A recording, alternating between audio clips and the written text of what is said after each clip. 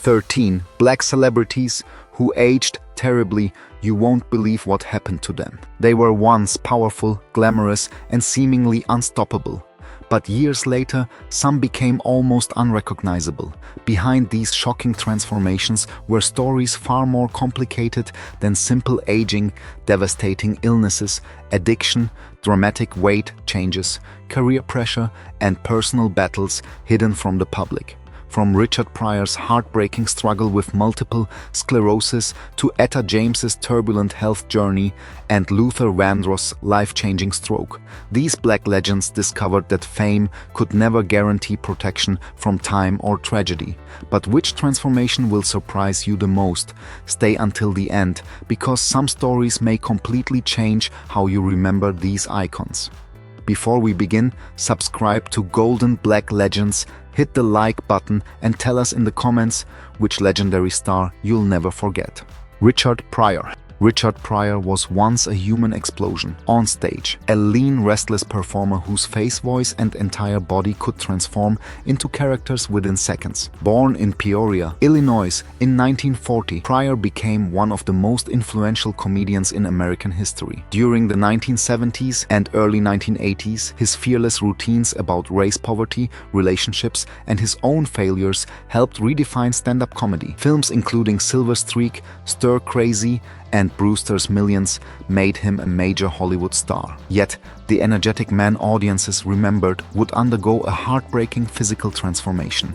Long before old age, Pryor's body had already endured enormous punishment. He suffered serious heart problems while still relatively young and struggled for years with cocaine and other drugs. In June 1980, during a devastating episode involving freebasing cocaine, Pryor was severely burned over a large portion of his body and nearly died. Remarkably, he recovered and later transformed even that nightmare into material for his comedy. But the most profound change came in 1986 when Pryor was diagnosed with multiple sclerosis.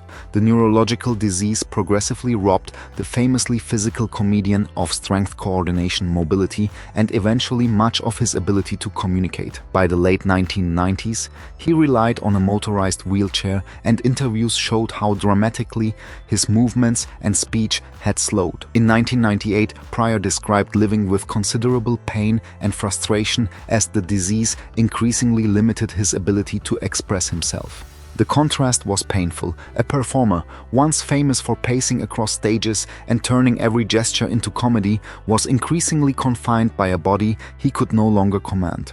Still, his mind and legacy remained powerful. He received the inaugural Kennedy Center Mark Twain Prize for American Humor in 1998, recognition of an influence that extended across generations of comedians. On December 10, 2005, Richard Pryor died after suffering a heart attack.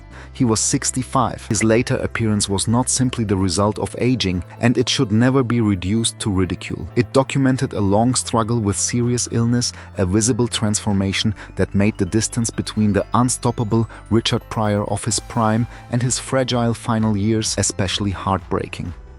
Etta James. Etta James possessed the kind of voice that sounded as though it had already lived several lifetimes. Born Jamesetta Hawkins in Los Angeles in 1938, she emerged as a teenage recording artist before becoming one of America's defining blues, R&B, and soul singers. Songs such as At Last Tell Mama and I'd Rather Go Blind showcased a performer overflowing with confidence and emotional force. But away from the microphone, her life became a decades-long struggle that eventually left unmistakable marks on her health and physical appearance. Her most destructive battle began early. James developed a heroin addiction in the 1960s and later spoke openly about years dominated by drugs, arrests, and rehabilitation. Her weight also fluctuated dramatically over the decades, yet she repeatedly rebuilt her career, proving that personal turmoil could damage her life without destroying the extraordinary voice underneath it. By the beginning of the 2000s, another transformation was impossible to overlook. James had reportedly reached more than 400 pounds, seriously restricting her mobility. In 2002, she underwent gastric bypass surgery and subsequently lost roughly 200 pounds. The dramatic reduction improved her mobility and allowed her to perform with renewed energy. Unfortunately, her body was carrying decades of accumulated strain. During her final years, James faced diabetes, kidney problems, and dementia. In 2011, it was publicly revealed that she was terminally ill with leukemia. The commanding performer, who once seemed almost indestructible, had become increasingly frail and dependent on medical care. Etta James died on January 20, 2012, only days before her 74th birthday. She was 73. Her transformation wasn't simply about losing youthful beauty. It reflected addiction, extreme weight changes, chronic disease, and ultimately cancer. Her body changed dramatically, but one thing never aged: the unmistakable voice that made Etta James unforgettable. Luther Vandross. For millions of listeners, Luther Vandross represented elegance. His silky voice, carefully tailored image, and romantic ballads made him one of the defining R&B singers of his generation. Born in New York City in 1951, Vandross spent years singing backgrounds and working with other artists before achieving solo stardom. Beginning with Never Too Much in 1981, he built an extraordinary career that ultimately brought him 8 Grammy Awards and classics, including Here and Now, Power of Love, Love, Power, and Dance with My Father. Behind that polished image, however, Vandross spent decades struggling with his weight.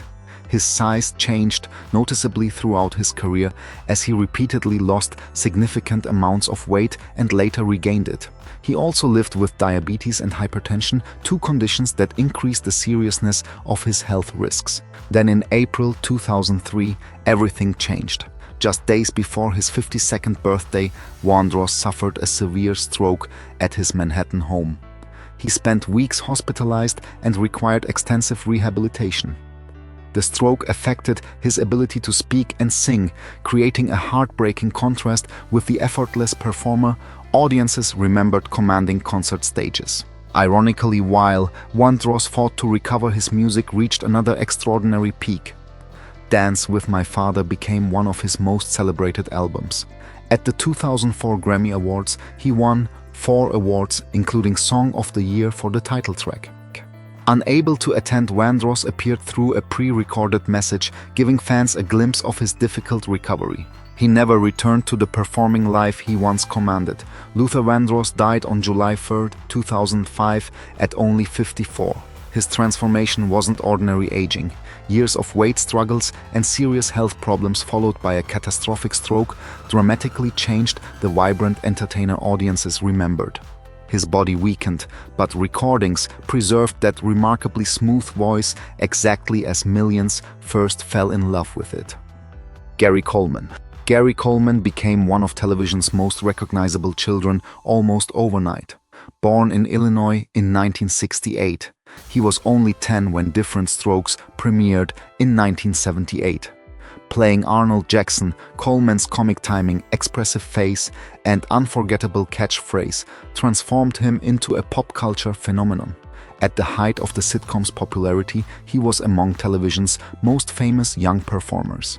Yet behind that youthful appearance was a serious medical struggle that would follow him throughout his short life. Coleman suffered from a congenital kidney disorder that affected his growth. Medical treatment, including corticosteroids, contributed to his small stature. As an adult, he stood about 4 feet 8 inches tall. He underwent 2 kidney transplants, the first in 1973 and another in 1984, and later required dialysis. His body had therefore endured extraordinary medical intervention long before he reached adulthood. Life after Different Strokes brought different hardships. Coleman struggled to escape the enormous shadow of Arnold Jackson and became involved in a bitter financial dispute over money earned during childhood. Although he successfully obtained a substantial legal judgment, financial difficulties continued, and he filed for bankruptcy in 1999. As Coleman grew older, the contrast between the endlessly replayed image of cheerful young Arnold and the adult man became increasingly poignant. His health remained fragile and additional medical emergencies followed. In 2010, he experienced seizures, adding another challenge to an already complicated medical history.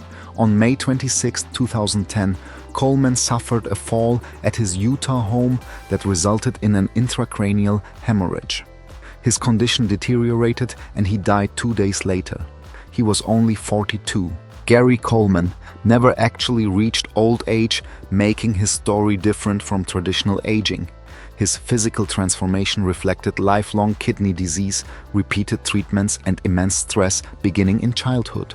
Television preserved him forever as an energetic little boy, while reality forced the man behind that image to spend much of his life fighting a body that had been medically fragile from the beginning. Mabel King. Mabel King could dominate a scene simply by entering it. Born in Charleston, South Carolina, in 1932, she combined a powerful singing voice with commanding comic timing and became especially memorable as Mabel Mama Thomas on What's Happening. She also originated the role of Evelyn in the Broadway production of The Wiz before reprising the character in the 1978 film. Her imposing presence was part of her appeal, but behind that strength, diabetes was gradually inflicting devastating damage. King lived with diabetes for years, and its complications became increasingly severe later in life. In 1986, doctors amputated one of her toes because of the disease. It was only the beginning. Her health deteriorated further as she suffered strokes that affected her mobility and eventually made maintaining an acting career increasingly difficult. Then came physical losses that permanently transformed her life. In 1991, King's left leg was amputated because of complications from diabetes. Her right leg followed in 1994. She later lost an arm as well.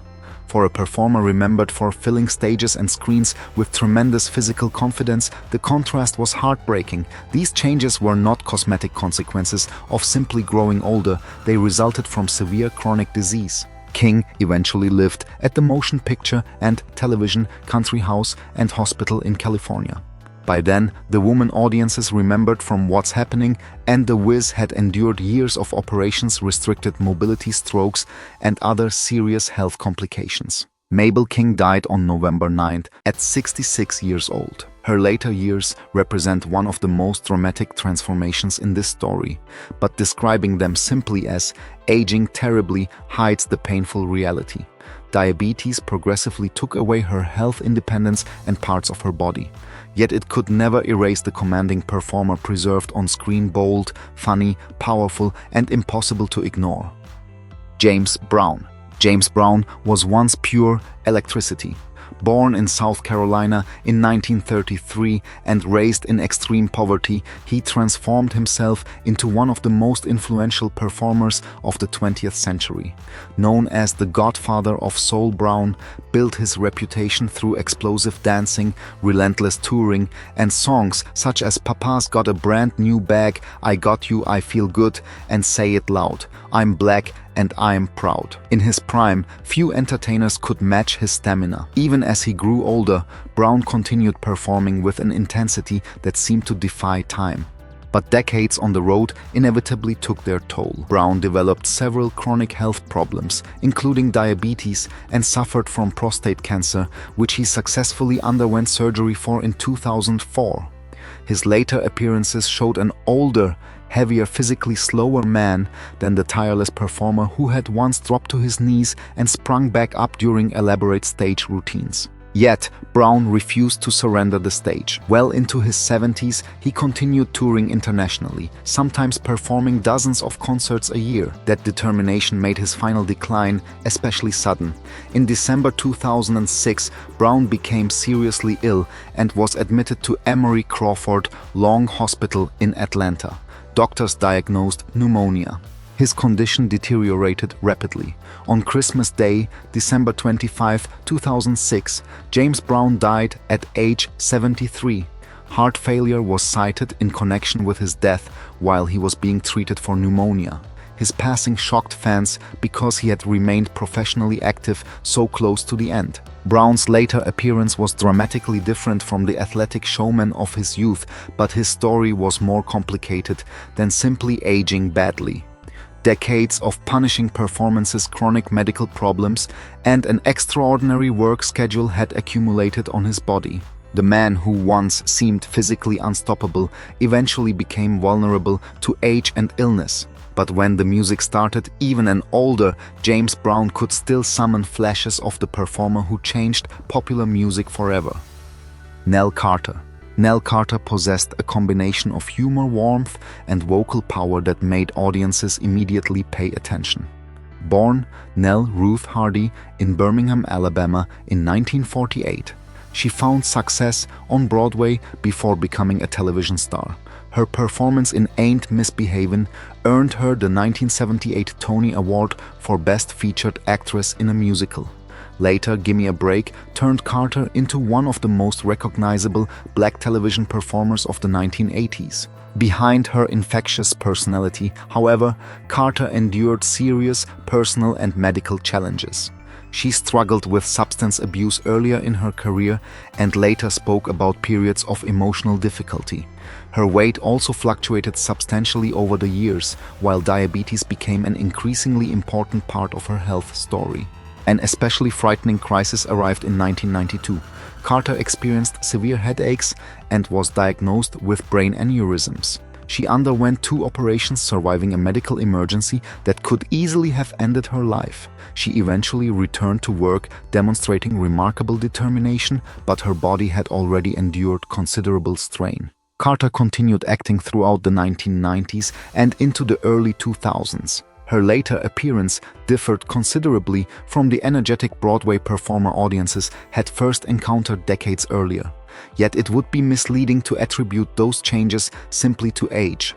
Weight difficulties, diabetes, major surgery, and years of professional and personal stress all formed part of the picture. On January 23, 2003, Carter was found dead at her Beverly Hills home.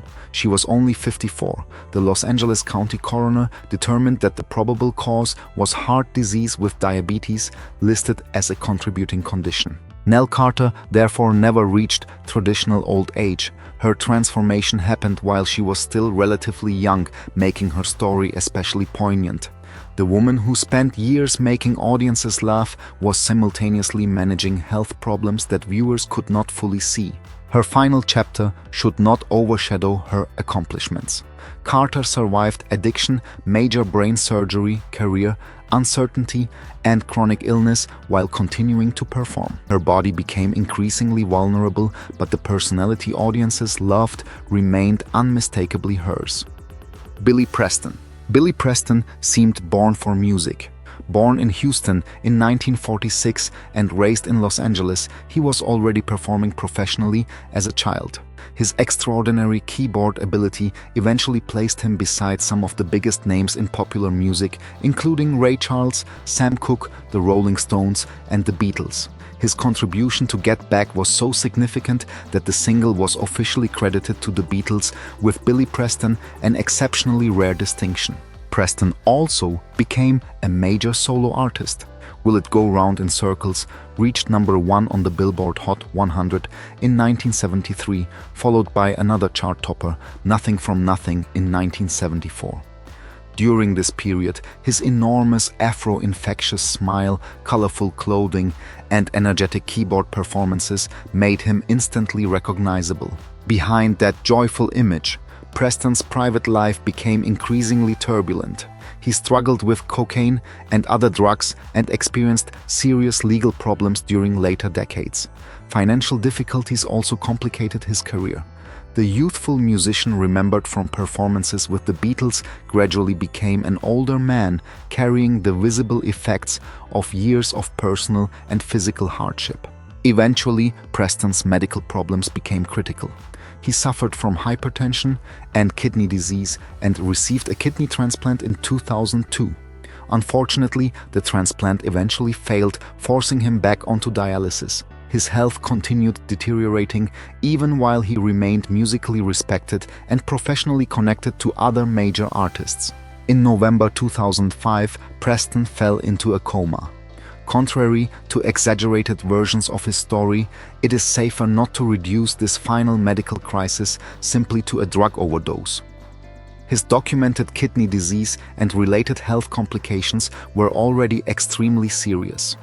Billy Preston never regained consciousness.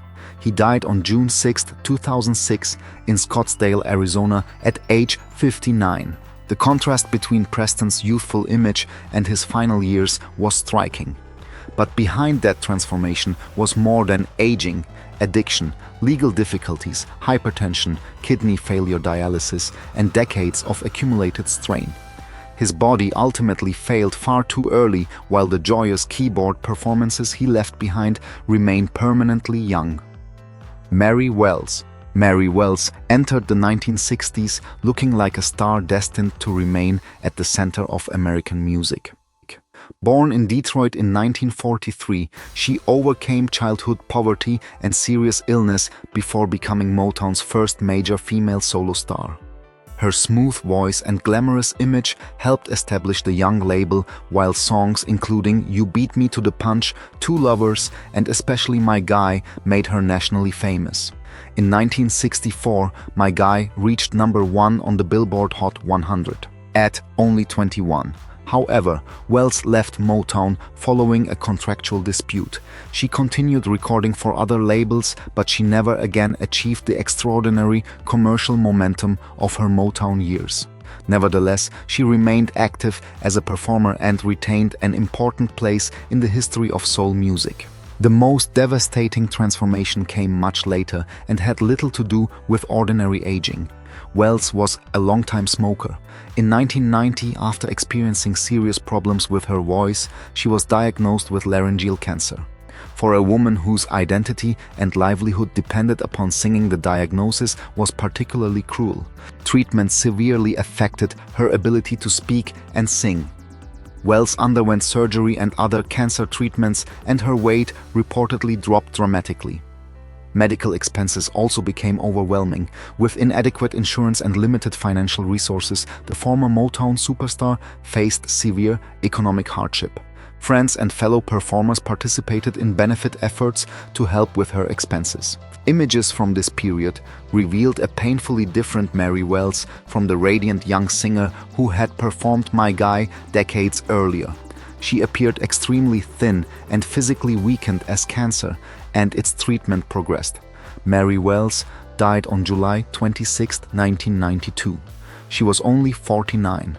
Her story demonstrates why physical transformation should never automatically be interpreted as someone simply aging terribly. Wells did not even reach 50. Cancer changed her appearance with devastating speed. Behind those final photographs was a woman fighting for survival after once standing at the beginning of the Motown revolution. Her final years were difficult, but they cannot erase what came before them. Mary Wells helped open the door through which generations of Motown women would later walk. Heavy D carried an image that seemed inseparable from confidence. Born Dwight Arrington Myers in Jamaica in 1967 and raised in Mount Vernon, New York, he became the charismatic frontman of Heavy D and the Boys. At a time when hip-hop often celebrated aggression, Heavy D combined swagger with humor, dancing, romance, and an unusually positive presence. Hits such as We Got Our Own, Thank Somebody for Me, and Now That We Found Love made him one of the most recognizable rappers of the late 1980s and early 1990s. His size was part of that identity. The nickname Heavy D was embraced rather than hidden, and remarkably, he moved across stages with the agility of someone far smaller. But carrying significant extra weight could also create health concerns. As he entered his 40s, he reportedly made efforts to improve his fitness and had lost considerable weight. That made what happened in 2011 especially shocking. On November 8, Heavy D returned to his Beverly Hills home after experiencing breathing difficulties and collapsed shortly afterward. He was taken to Cedars-Sinai Medical Center where he died. He was only 44 years old. The Los Angeles County coroner later determined that the primary cause was a pulmonary embolism, a blood clot that traveled to his lungs. Deep leg vein thrombosis was identified as a contributing factor, along with cardiovascular disease. He had also recently taken a long flight from Europe, a circumstance that can increase the risk of blood clots. Heavy D therefore did not truly age into an elderly man. His transformation was more about weight, health, and the physical pressures his body carried before middle age was over. Just weeks before his death, he had performed at the BET Hip Hop Awards, showing flashes of the energetic entertainer audiences remembered. His death at 44 demonstrated how misleading appearances can be. Heavy D was working toward better health and still performing, yet a largely invisible medical crisis ended his life with terrifying speed. Aretha Franklin. Aretha Franklin spent decades looking and sounding larger than life. Born in Memphis in 1942 and raised primarily in Detroit, she developed her voice in the church of her father, Reverend C.L. Franklin. By the late 1960s, recordings such as Respect, Chain of Fools and Think had transformed her into the undisputed queen of soul. Her voice communicated power, while her elegant gowns, hairstyles, and commanding presence became part of an image recognized around the world. As Franklin moved through middle age, her appearance changed considerably. Her weight fluctuated over the decades, something she occasionally discussed publicly. Unlike sensational stories that attempted to diagnose her based on photographs, however, those changes should not automatically be treated as evidence of a particular illness. What is documented is that Franklin faced significant health challenges in her later years. In December 2010, she underwent surgery for an undisclosed medical condition. She subsequently lost a noticeable amount of weight and returned to performing repeatedly, demonstrating the resilience that had characterized her career. Even as she entered her 70s, Franklin continued making important appearances. One unforgettable moment came at the 2015 Kennedy Center Honors, where she performed "You Make Me Feel Like a Natural Woman," sitting at the piano, before eventually standing and dropping her fur coat to the stage.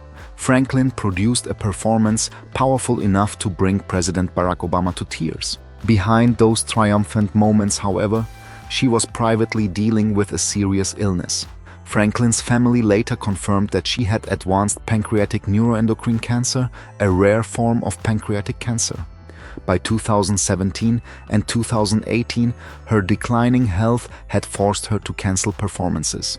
Photographs from her final period showed substantial weight loss and increasing frailty, a striking change from the imposing stage presence audiences had known for decades. Aretha Franklin died at her Detroit home on August 16, 2018, at age 76. Her later transformation was not simply the consequence of aging.